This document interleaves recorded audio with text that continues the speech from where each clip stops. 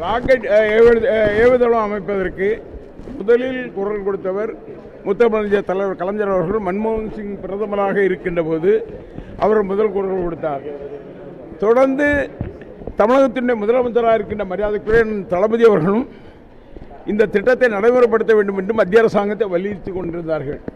அதுபோல பாராளுமன்றத்தில் தொடர்ந்து எங்களுடைய பாராளுமன்ற உறுப்பினர் கனிமொழி கருணாநிதி என்பவர்கள் பாராளுமன்றத்தில் முறையிடுவது மட்டும் இல்லாமல் அந்த துறையினுடைய அமைச்சரை நாடி இந்த ராக்கெட் ஏவுதளம் இங்கு அமைக்கப்பட வேண்டும், இதனால் நாட்டுக்கு நல்ல ஒரு உயர்வை தரும் என்ற வகையிலே வலியுறுத்தி வந்தார்கள்.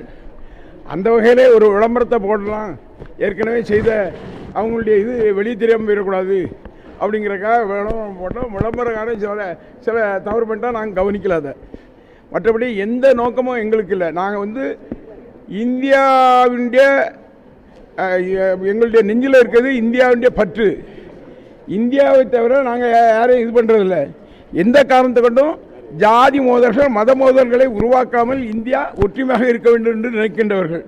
அந்த வகையில் தான் இருக்கணும் தவிர அது ஒரு சின்ன தவறான இது விளம்பரத்தில் நடந்து போச்சு, அவ்வளோதான். எந்த அரசு நிகழ்ச்சியாக இருந்தாலும் அந்த அரசு நிகழ்ச்சியிலே அந்த திட்டத்தை பற்றி சொல்வார்கள், அந்த பயனை பற்றி சொல்வார்கள், திட்டத்தை தொடங்க வேண்டும் என்று சொன்னார்கள், திட்டம் ஏற்கனவே தொடங்கப்பட்டது என்று சொல்வார்கள்.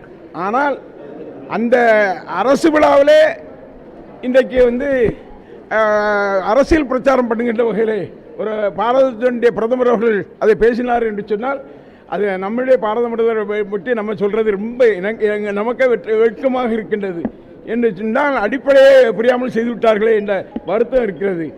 ஆனால் பாராளுமன்ற உறுப்பினர் அவங்க புறக்கணிச்சாலும் சரி, எங்கள் அமைச்சர் புறக்கணிச்சாலும் சரி, ஆனால் மக்கள் மன்றத்தில் நாங்கள் முழுசாக இருக்கோம்.